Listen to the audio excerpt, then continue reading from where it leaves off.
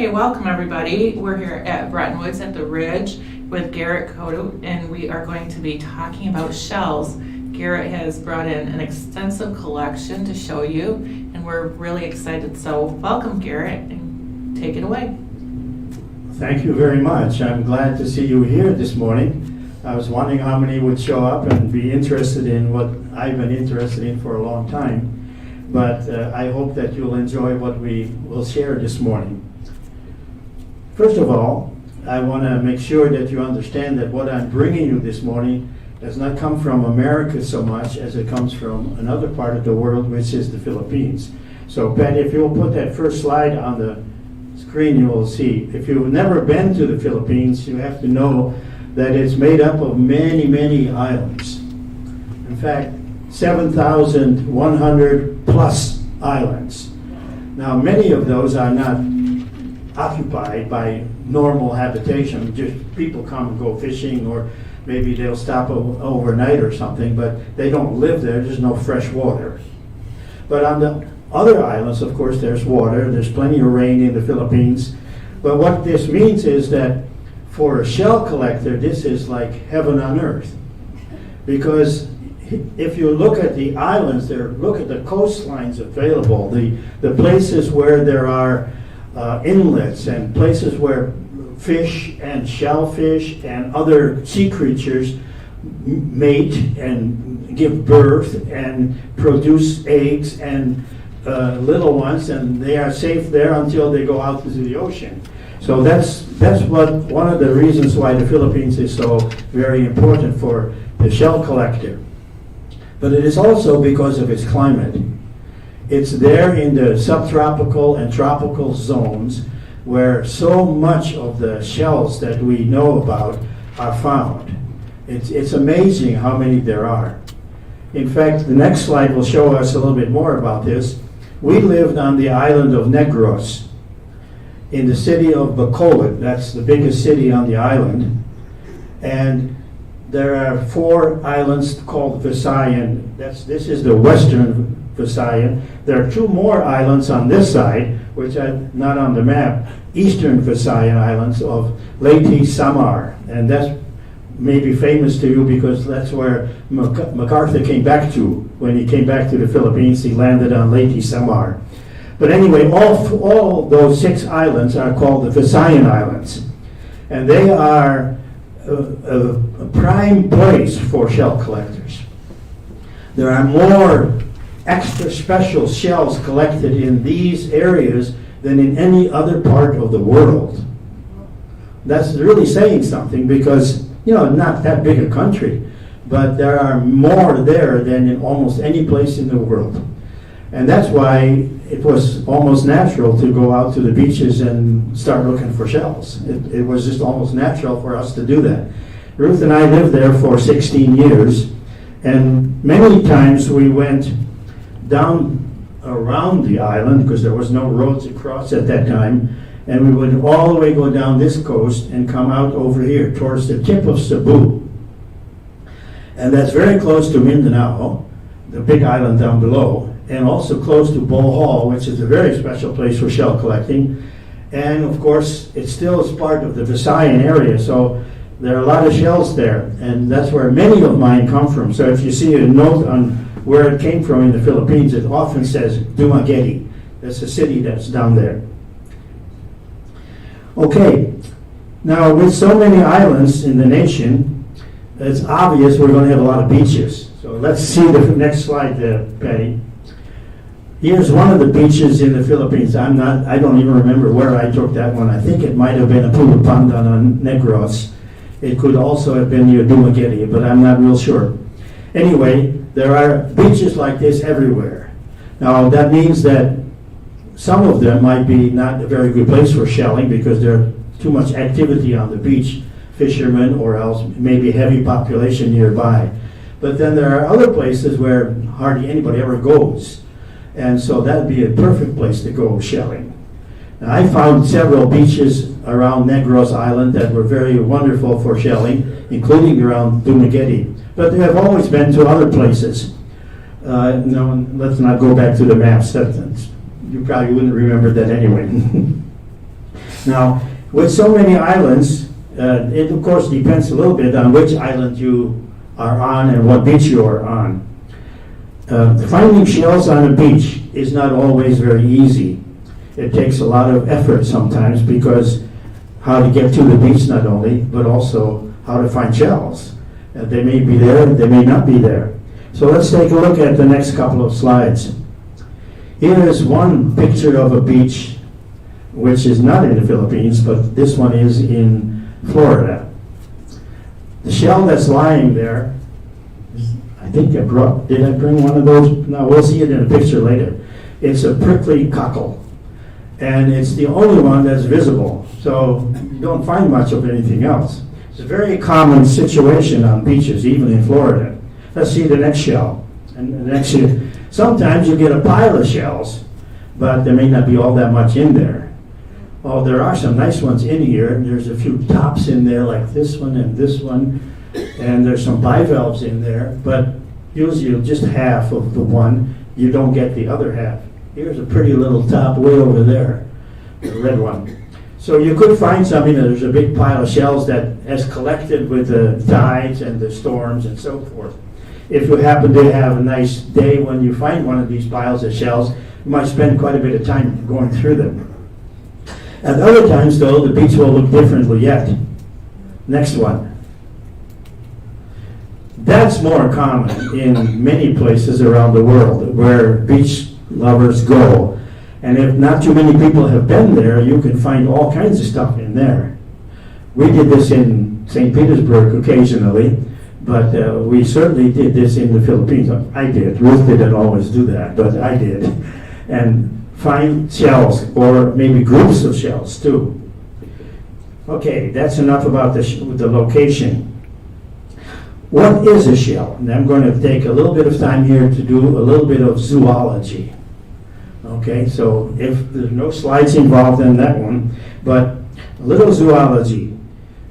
What are shells? Well, they're the house of the little animals or bigger animals that were inside. They're not there anymore. We don't see the shells usually until after the animal is dead and has disappeared, have been eaten or whatever. And then we see the remains, his house. And that means that we're literally not looking at animals at all. We're looking at where snails used to live. All of these. Inside was a snail. And snail is called a mollusk, or sometimes a special name, like for these, most of these are gastropods, and there's a few bivalves there too. But anyway, the shells are housed by the snails, and there are more snails in the universe than in the universe we know here on Earth than there are like almost all other animals. There's only one group of animals that is more common, in fact quite a bit more common than snails, and you know them as insects. Insects number a total of about 800,000 species. Can you imagine that? Snails collect maybe about 50,000 species. Human beings have only 4,600. Mammals. We are part of the mammal family, right? The mammal identification. So that limits our number very much by comparison to even fish. Fish have about 40-some thousand, but the snails are 50,000 or so. Now, gastropods and bivalves make up a certain part of those snails, because there are snails everywhere. There are snails in your garden, there are snails in the rivers, there are snails in Lake Michigan, there are snails in the trees, there are even snails on land in many different places around the world. You can also collect their shells. And there are snails kind of swimming around the ocean without any shell at all. I can't collect shells from an animal that has no shell. Anyway, let's begin with the shell that is very close to my heart. I like this one. It's a picture of it there now. Can you find that picture? There it is. Okay, this is the one that's on the picture. it's a helmet shell. It's not very big. I have seen much bigger ones than this. In fact, the Arnoys had a great big one outside their door recently. It came from the Caribbean. But this is a red helmet shell, or a called bullmouth helmet shell. And what's interesting about this thing is the inside. If you'll see the inside, if you can see it on the picture, you can see that over on the left side, if I hold it correctly, the left side, you see the teeth. And on the other side, you see stripes. They call lyri. What are they for? Well, not for eating. The teeth and the lyri are for guiding the animal as it carries the shell and goes outside of it to find food and so forth. So without those, it wouldn't know how to balance the shell because it has to carry it everywhere it goes. Can you imagine that? This is heavy. This weighs. So it's a lot of work. That's the idea of what a shell looks like. Now, give me the next slide, Patty. That's the outside. Now, the reason why I like this shell very much is because it has always been used throughout the last few centuries as the source for little pieces of jewelry. Remember what they're called? Your grandmother probably had one. No? No? What's that? Cameo? Yes, the cameo. And the reason for that is the color. The color and the thickness of the shell and the combination of the reds and the orange and the yellow and the little black, and it makes a perfect shell to cut up into pieces and make cameos. And if you have one of those, that's where it probably came from, the Philippines. Okay, let's go on. How are these shells formed? That's the next question I want to ask.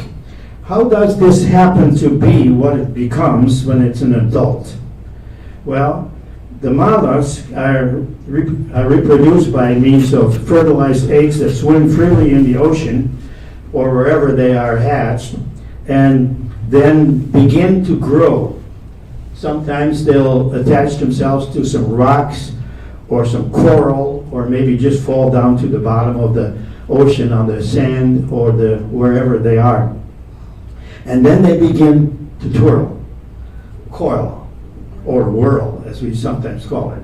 And it's like this, always twirling themselves around and around as they excrete a special kind of material that they are able to collect somehow from the nutrients in the ocean, and it's just simply called calcium carbonate, and you know it. I mean, it's everywhere in the world, calcium carbonate. And from that material, they form this harder shell that is now attached to their body on the outside and continues to grow with it until they become adults, and then they stop growing.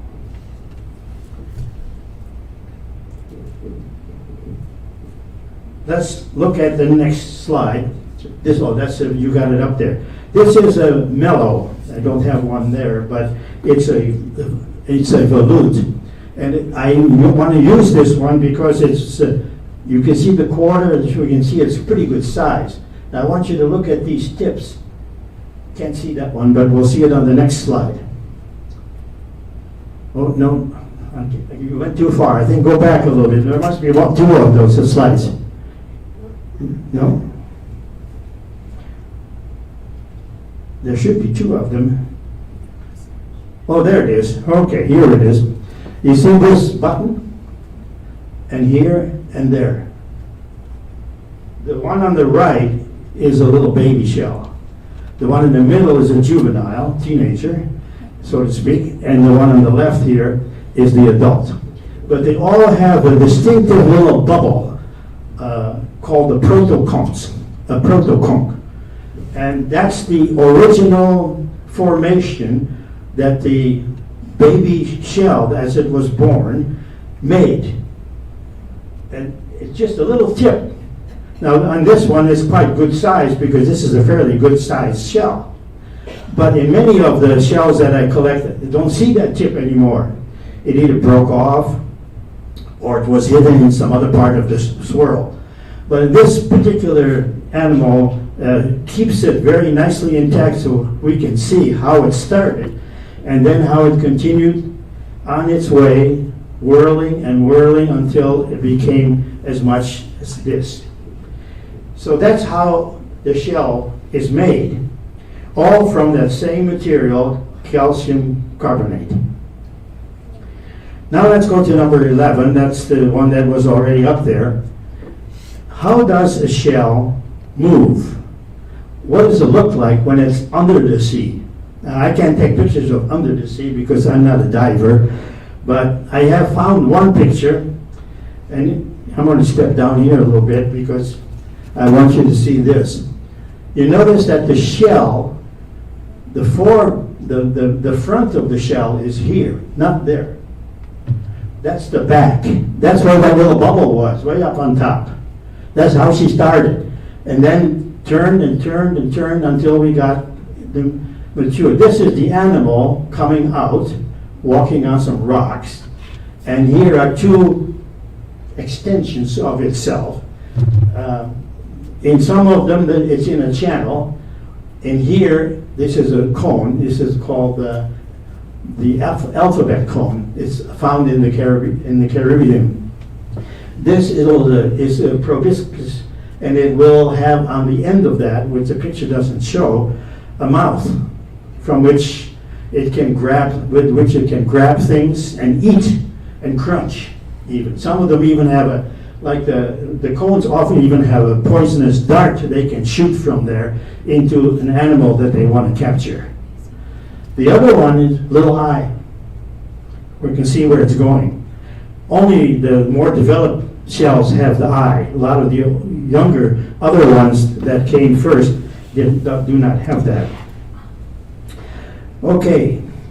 Now, it depends on the family and the original, combination of different things in the birth of these shells as to how they form. I mean, they're obviously not all doing the same thing because there are so many different kinds.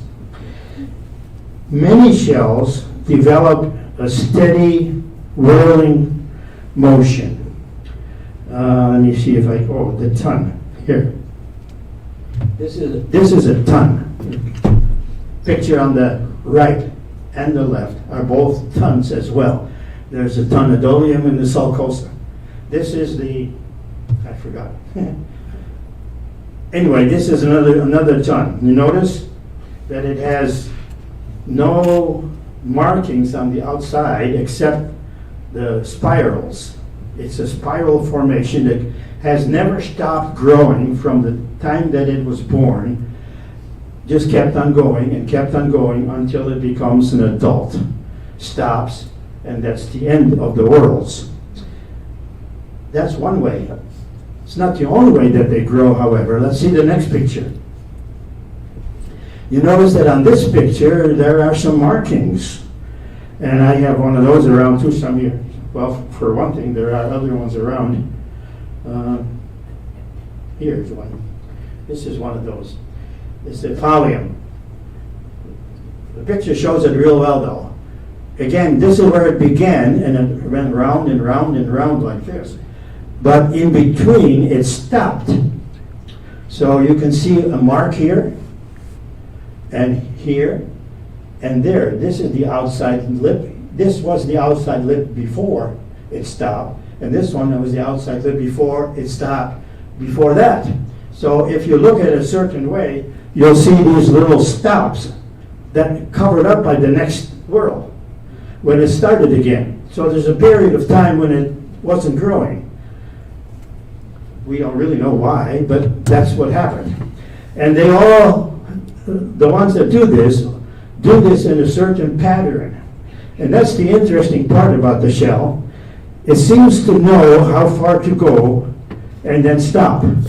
And then next period of time when it grows again, it seems to know exactly the same distance to go and stop. So that when they do this, you can show the next slide, Petty. Here's another one that shows that also. In fact, it shows it very beautifully because it has the spines on those whorls. Every whorl gets the spines on those where they stopped, where they used to have an opening before they got covered with the next one. You notice if you count them correctly, there are 3 of them on this particular shell. This is a murex, and it's called Pecten rochelle, I think. It's a very unusual shell. Don't have one here like that. I have more upstairs. It looks like a comb. You can comb your hair with it. many spines on there. But they are at 3 intervals every time around the circle of the total circle. If you count right, 3 times during a 360-degree circle, it stopped. So it stopped at exactly 120 degrees. 2 times before it finishes that circle at 360. And that means you can bet on it that exactly on the opposite side of this one, there is another one before 360 degrees ago, because it does this 3 times on a circle. Exactly. Now, not all shells do that 120 degrees stuff. Some do it at 90. That means you get more of those, what is called the varix. I'll tell you about the varix. Some do it at 240.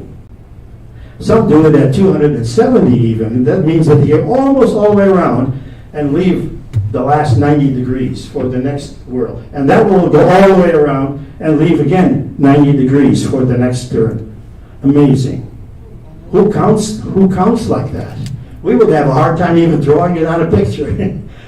And we have a brain that can, measure the distances. It's very interesting to see that. So if we have the next picture, that will come to any moment.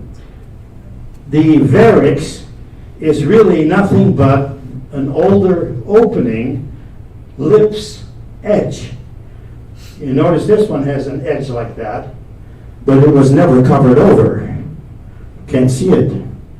It's hidden. If there was any kind of leads there before, it swallowed it up whole. Whereas others show it very easily, like this one. The edge was there. Now it's here. And that means that it stopped and covered it over, but the remaining edge is still outside of on the top of the shell, sort of, if you can see it. It's a varix. It's called the varix. The varices are very common in the shells that stop and grow like that. And so we can see what they did as they were growing, which is very nice for us to know. Otherwise, we would never understand that there is a great deal of difference between these shells in the way that they take the calcium carbonate and turn it into their house and make the house bigger when they want it to be bigger. Now, you notice that I've been going like this. Well, they all go like this. That means if you look at it from the top down, then that's the start, okay? That's not the top, that's the start. You have to go clockwise to get the motion of the shell. All of them, no matter which one you pick up, except one. You can't do it with this one. You look at that tip, which way does it go? Can you see it? It's this one on this side. This one. That's the shell. This is found in Florida and in the Caribbean, and it's called a lightning whelk. And in the scientific name, as you can see here, it's a Bucicon contrarium. Contrarium, meaning it goes contrary. It's a left-handed whelk, or if you will, a sinistral shell. You know the word sinistral? It means left-handed or contrary or not quite up to par, maybe. You can make a lot of things out of that. Anyway, this is what is so amazing to me. Here we are talking about shells, and I could put, 500-600 of them out here, and they will all do the same thing, except one. In fact, I have a book upstairs where the photographer makes some comments about the shells and what they, how they are formed. And then he says, I have 117 pictures in the book, but only one is a sinistral or left-handed, and that's this whelk. They're hard to find. There are some other left-handed shells. I don't have any of them among the gastropods, but I do have some among the land snails. And these two little white ones are left-handed. Come and take a look at them later. Amazing. All except one or two here or there go clockwise. The other ones counterclockwise. Now I would ask a question. Why? What makes it that way? Nobody knows. There are theories, but doesn't explain anything. There is no sense in the whirling counterclockwise over against clockwise. There is no advantage one way or the other. It's strange that we don't find more left-handed ones. I mean, even among people. How many of you are left-handed? Any left-handed people here? 1, 2, 3. Well, even in this room, there's 3 or 4 or 5. God made some left-handed people. Yeah. Sometimes in our childhood, we were told that left-handed is bad, so the teacher would make you learn to write with your right hand when you should have been writing with your left hand. Well, I think God didn't teach cells that left-handed was bad. It's just there. And it's amazing. Well, that brings us to another question. And I want to get to my notes in the right place here. Okay. How did this strange thing happen? As I said, nobody knows.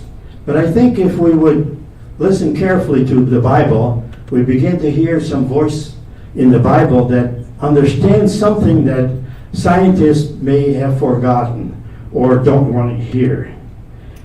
Let me ask you this question. You remember what Job complained about when God didn't answer? Remember that? He was asking, why am I suffering? Why don't you answer me? Why don't you tell me what you're doing? And God didn't answer. And Job complained and complained and complained. Then finally God came to him, and instead of answering, he questioned him. Remember that? And he asked Job, did you make the darkness? Do you know where it hides? Were you there when those little goats were born? And could you tell how that happened? Did you give the horse its strength so that it could run like it does? And I also asked him this question. Do you know the ostrich? You know about the ostrich? Let me quote from the Bible. Job 39, verse 17 and 18. This is about the ostrich. God speaking to Job. She treats her young harshly, as if they were not hers.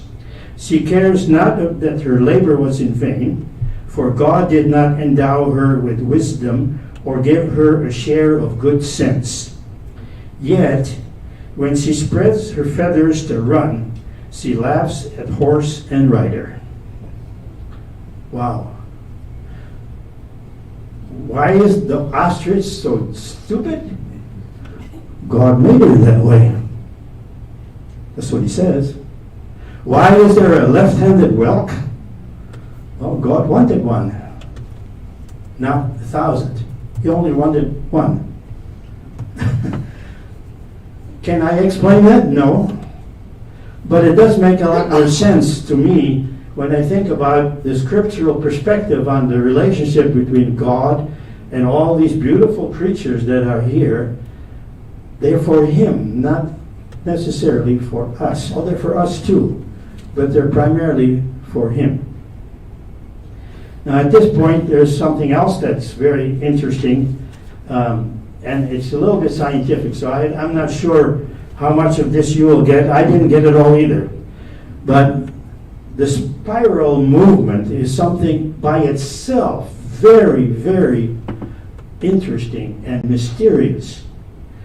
If you draw a circle, you got to go around and around, you stay on the same plane.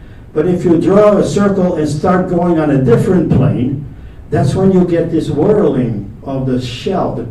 And the formation of the thing that is born that way is ultimately like a miracle, because it's the only way that you can make what is on the table here.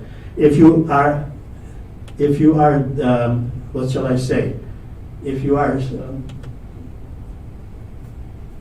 you have to stay within the rules of the mathematical movement. That's what I want to say. It's a mathematical equation, a logarithm, if you will, and that demands perfect allegiance to the whirling motion that for that particular shell to form the way it does. And when you see one of those, when you see the shell completed, you immediately recognize that's beautiful. We human beings like this. It makes sense to our eyes. That's right. Because it's perfectly made, just as it should be. Minimum amount of effort for maximum amount of facility and use, without spending any extra bicarbonate or whatever in order to make this. The shell has found the perfect form for itself. Where did it get that? And they're all like that. It doesn't make any difference what kind of a shell you use. This one has it too, but it might be a little different formula for the size of this one. I'm not sure exactly what the logarithm is that makes it possible, but the mathematician recognizes what the shell is doing and talks about it.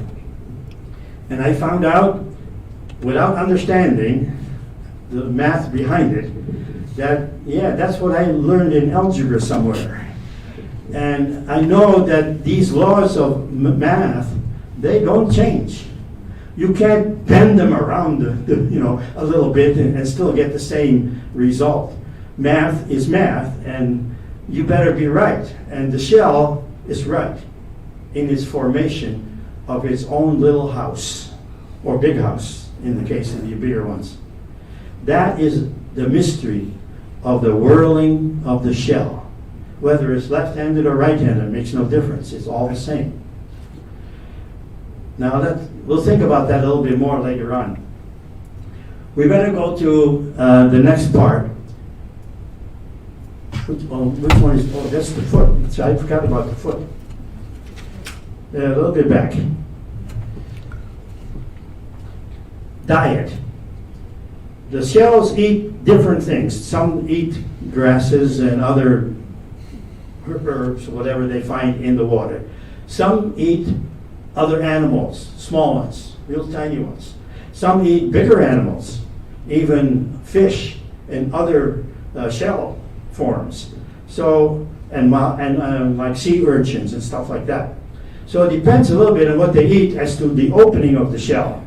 And so, as I think I've mentioned that before to somebody, if the shell is narrow in its opening, like this one and this one, it probably means that it eats smaller types of food.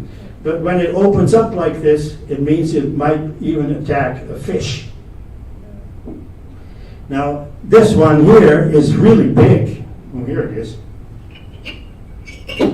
And even though it is really big, it's not a carnivorous animal that lived in here. I don't know why it has this big mouth, but it did. So what I said just a minute ago is not always true of all the shells. And there are exceptions, and I'm not always sure why. But this big opening is dangerous for the shell, right? If somebody else wants to get at this shell, that's a big opening to get into. So it could be a fish with nibble or some other animal get at this. And that's why the shell has this. It's the door. It's also called the foot. Attached to the bottom of its body, and you can see the whirling inside, if you look carefully.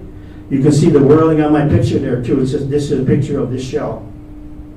It whirls with the body and stays with the body as an extension almost. So that when it wants to go out, it comes out of this hole with this on its body and the foot and can use it to slide or move.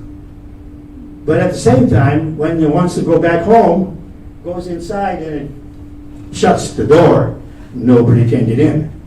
And you can better not try to open it because the animal is very, very strong. Let's see the next picture. There it is when the door is shut. And nobody's going to get in there because that animal is very, very powerful. If you ever tried to open a bivalve where the animal is still inside, have you ever tried that on the shell when you were out on the beach? You find one that's still got live animal inside? If it's still alive, it'd be very hard to open. You know what the seabirds do, like the gulls? They want to have that animal that's inside. They'll pick it up and go way up into the sky and aim for a rock and drop it on the rock down below, if possible, so that the shell will shatter, and then they can get at the animal because they can't open it with their beak. That's how strong these animals are. The next one, please. That's the way the shell looks on the outside. That same shell has to be carried by the animal as it is walking or moving. That's why it has to be so strong. You try to carry that big house on your back all the time. That's quite amazing that to be able to do that. The snail does. Okay. By the way, this little foot is called the operculum. This is the operculum. Very important. Almost all shells that have this type of opening want to have an operculum. Not as big as this one. Some of them are much thinner and made more of a leathery kind of material, but nevertheless give them safety. Next shell, please. Next shell. One of the beauties of the shells is the variety in color and pattern. And that's one of the things that I want to impress on you. These shells are amazingly colored and patterned. There's just no end to them of the variety. This is all one species. They're all the same. They are brothers and sisters, whatever. But notice that on all of these, there's a different kind of twirling of markings, sometimes in bands like this, sometimes in an extra color, sometimes with a different type of movement of the actual, this is actual streaks is what they are. They align with the axle, not with the spiral movement. And sometimes they're almost like no color at all, or else just one color with some black marks on it. But they're all the same. This is one species. You could show the next slide too. There's another picture of that. These are very small little shells called nerites, and they are very, very beautiful. You could collect a whole box and you probably won't find two exactly the same. And it's amazing why they have this difference. Again, people thought, well, maybe the color is something to do with the survival of the fittest, that those that really made nice color would survive longer, but there's no sense in that at all, because the color and the patterns you can't see, but neither can the fish and other animals under the water because they're covered while they're alive, usually with dirty covering of some kind, that you don't see the colors at all. And in case of the cowrie, which is this one and these over here, the cowrie, you don't get to see it either because he only goes out at night. So there's no light down there. You wouldn't be able to tell the difference between one or another. So it doesn't really make any sense to say that that must be a kind of a sign that there's a certain amount of development here, that these are the ones that survived and other ones did not. We have no scientific evidence for that at all. Variety. The color is just unbelievable. And these never cease to amaze me, that the colors that we even put on the table here today, how great they are. But now I want to, I guess I have to rush on a little bit here. Yep. I want to go quickly through the families. These are the major families of the gastropods. This is the top family, the Textus, Conus, and that's the bottom on the right and the beginning over on the left. It's a very interesting family. Next, please. Oh, this is the same picture, the same one. Okay, here's a turbo. Well, that's what this is. This one with the big foot. This is a turbo. The turbo shells are very popular, and especially because of the color and the pattern. The next one, you can see a couple of those that both have the foot in there, the operculum. But notice especially the color and the pattern of these rings around. That's an outstanding, beautiful shell. Whenever I had them, people would always wanted to buy them from me because they're so very beautiful. Next, please. This two moon shells. The moon shells are very, very interesting because among the little shells like that, it's one of the few that is carnivorous and is very able to attack a bigger shell with boring a hole through it so that they can actually get into the shell. But these are very beautiful too, especially the colors. Again, the next picture, please. Related to the moon shells are the nerites. Those are those little colorful ones. They were nerites. Here are some nerites as well. And you notice, you see that in this case, there's this strange tooth formation, like here, the bleeding tooth nerite. And again, you wonder, why is that there? But for this particular shell, it seems to be able to make it more easily carried and balanced when it moves around. That's why those teeth are there. The body grabs a hold of that and guides itself that way. Next one, please. The family of the Serith, not very popular among collectors. And the smaller ones especially are not very beautiful to our eyes. But I still have quite a few of them, but these are a couple of the bigger ones and pretty nice ones. Next one, please. This is the Strumbus family, very, very popular among collectors. I have, there must be a Strumbus here someplace. They're very nice. So the next picture, please. That's the outside of them. Again, notice that there are bumps on them. That's the varices. Now the next one. This is the cowrie family. Unbelievably beautiful and the most popular family of them all.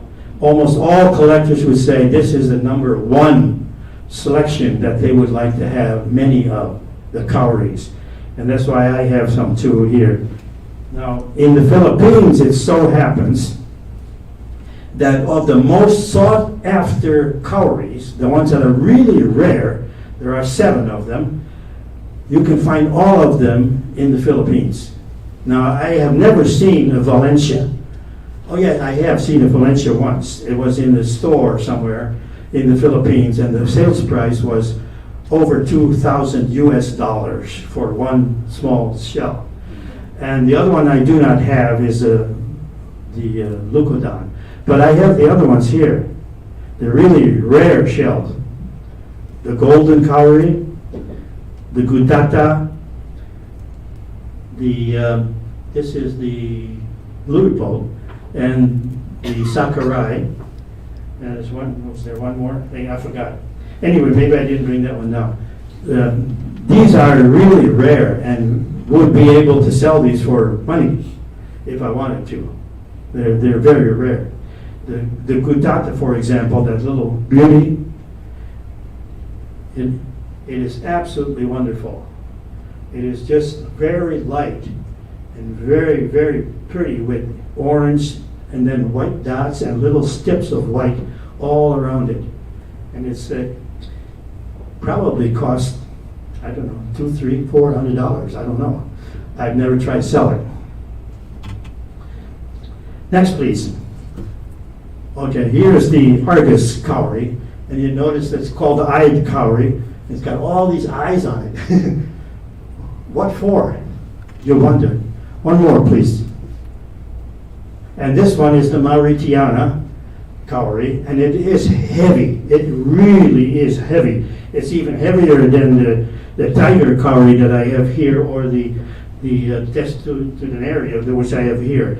It's so heavy that you could probably use it to kill somebody with it, and you would succeed if you tried, because it is that solid.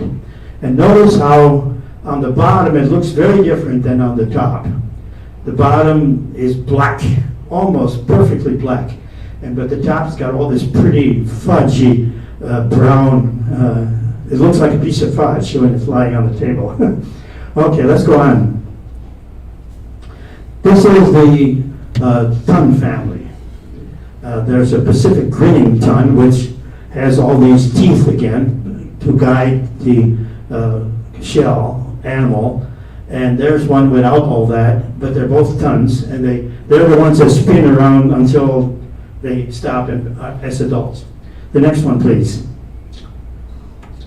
This is the Malia family, helmet, bonnet family.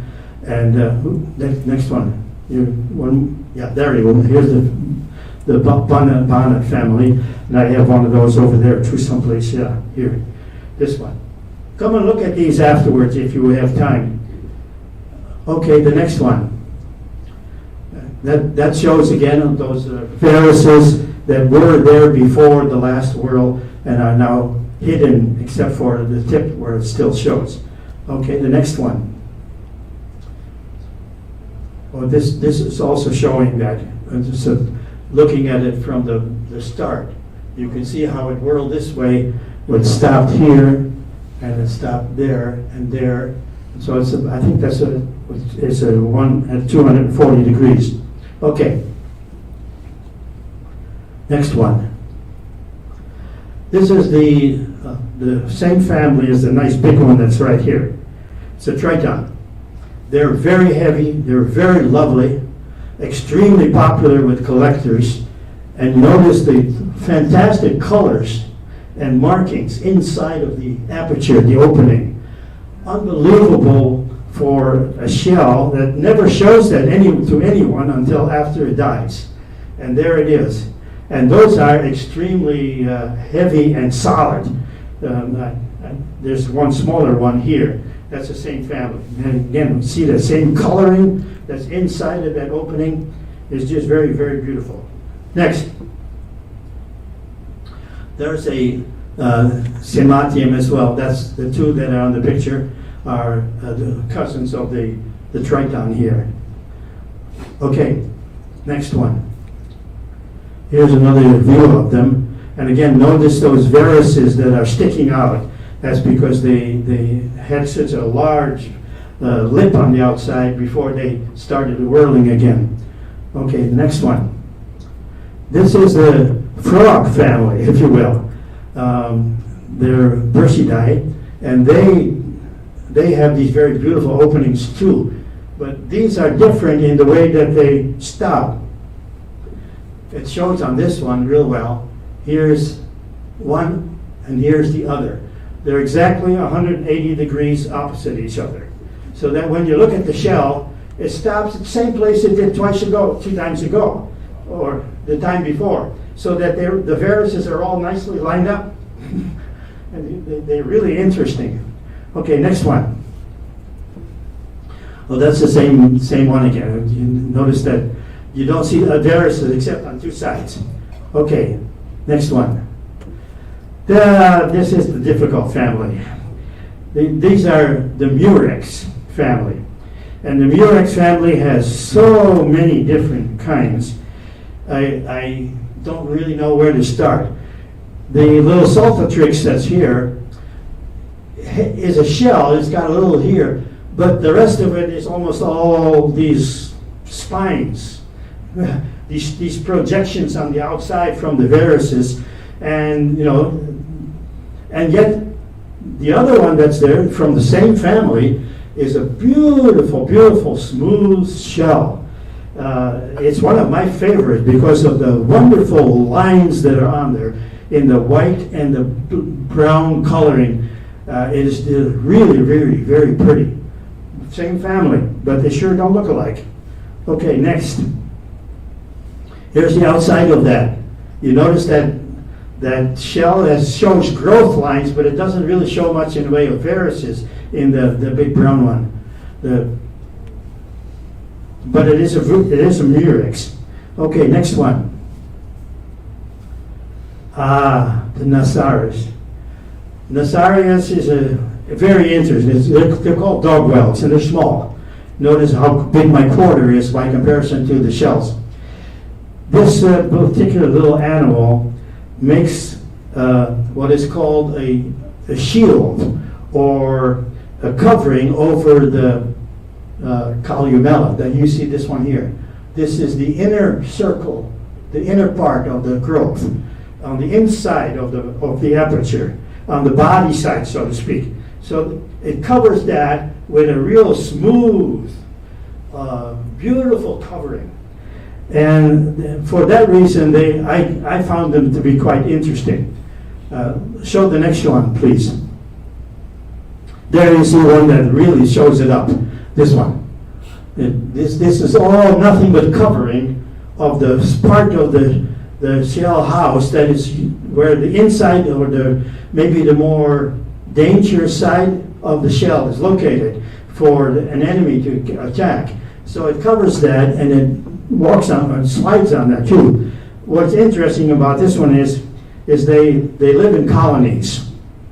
And one morning in Dumaguete, I was out very early, low tide, and I was walking along on the beach, and I saw this tremendous amount of activity. There was a big pile of shells, and all around they were moving, and I thought, don't touch it. Don't touch it, because this was mating season for that particular shell. And I don't know how many there were. They were all this little shell. Very beautiful, very, very beautiful. But don't touch them when they are in mating season, because then you're destroying their future. Next one, please. The fusus. That's Fasciolaridae. They are very, very beautiful. I have another picture or two of later on. I'm not sure if we have enough time to see them all, though. This is very remarkable shell, and many people want to have a copy or two of these.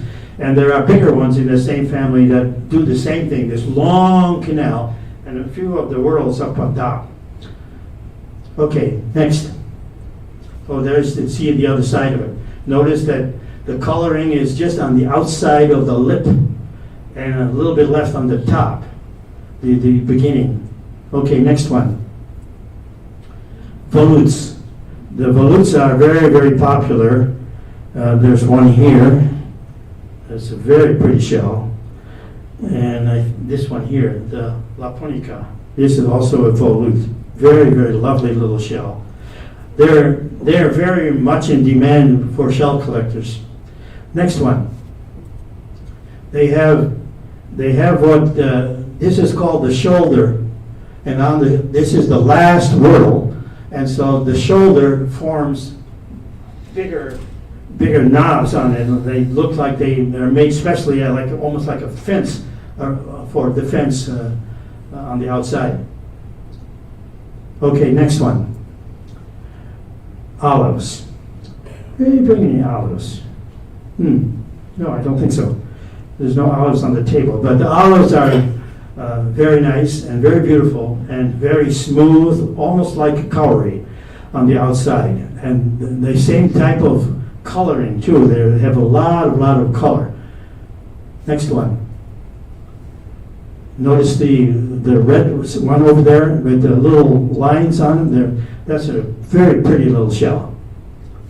Okay, next one. Miters. The mitre shell is also very popular. I didn't bring one of the big ones. I do have some little ones over somewhere. Or maybe over on the next pictures I have some.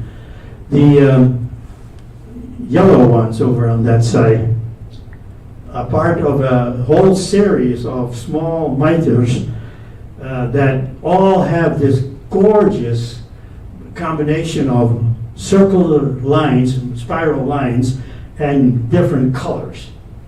There you see mostly yellow because it's called the citrus. The name of this shell is a citrus mitre. But there are many of them that look exactly like that, but they have different colors. And it's a joy to have a whole bunch of them on the table at the same time. Okay, next. Here's another copy of that. And notice again the citrus mitre also has some of that coloring on some of the copies that I have. Okay. How far are we? What's the next one? The cones. The cone family is very big and is extremely popular because of the shapes. And also because some of them are very rare, like this one. The man who first came up with these was on the island of Bohol, and he found two of these mature, what is called the Gloria Maris cone. It was way back in the 18th century somewhere. And when he had found those, he sat down and cried because it is so beautiful. I don't think it's more beautiful than a lot of other cones, but it is rare. So I have 3 of those, I think, but again, I don't know what the value is. It might be several $100s a piece. Okay, what I like is one on the right, though. I find that one more fascinating to me. The beautiful white tints, they're called tints, on the markings on the shell. The Gloria Maris has it too, and the textile cone that you see on the left, it has it too, little tint markings, but they're just in a different arrangement. Okay, next. Okay, here's another copy of the same picture. Now you see more of the openings. Okay, the next one. What do we got left? The turrets. This one is interesting because of what it does over here. It has a sliding opening where the water goes inside here, but then the wastewater or whatever has to go out has to go past this on the outside of the shell. And how it does that, I don't know, but that's what it's for. Okay, next one. That's be the same picture, just a different copy of that. Okay, we must be getting toward the ends of these. One more, maybe. Okay, these are the bivalves.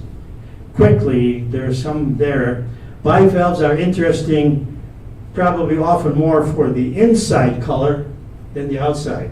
Look at this one too. Here's the white outside of the Koedoot tigerina, the tiger lucine, but the inside is what is so beautiful. Why does God put more color inside than outside? I don't know. Okay, the next one. This is a very famous one. It's a chocolate flamed Venus, and those markings are really very much like chocolate. Okay, next one. These are scallops. And scallops are unique because of the ears. You see, these are ears. And also these ribs, all the way down. And somehow in their spiral formation, they keep moving more and more of the material into that formation, and so you get different, and you see it here too, if you look at the inside, the formation stopped here for a little bit and changed, and the color changed. But it's kept on growing. Okay, next one. if you want to have a really beautiful scallop shell, you have to go to somewhere out there where we were and find this one, Gloria Pallium Pallium. It is absolutely gorgeous, both in and out. Okay, next one. This one doesn't show, the picture doesn't show, well, I should have had a different color background. But this is the thorny oyster. But it's called pleurospinosus because there's many spikes on here. Very sharp. Next one. And then there's one more here. This is the Sinensis spondylus, thorny spider oyster. But I wanted you to see the inside. In here are teeth and places for the teeth to go in the upper shell. And the lower shell is down below and holds the top one up. And then there's a ligament in there, which most of the time disappears when the shell is found on the shore. But in this case, I still have all of it intact. And that's what is like a muscle hinge that it can move up and down. That's what that's for. So they don't move. They usually just sit in one place. And the food comes to them, and then they catch it. They climb shut and digest it, and they open up again. It's like a plant that eats flies, or you know about those. Okay, I have extra ones, but I think I better stop here because if you want to see more of these, talk to me sometime and I'll let you see some more. You can pause through them. They're a very interesting combination of shape, colors, and so forth. If you'd like to come up here and take a look, you're welcome to do that. And if you have any questions, I try to answer them for you. Okay?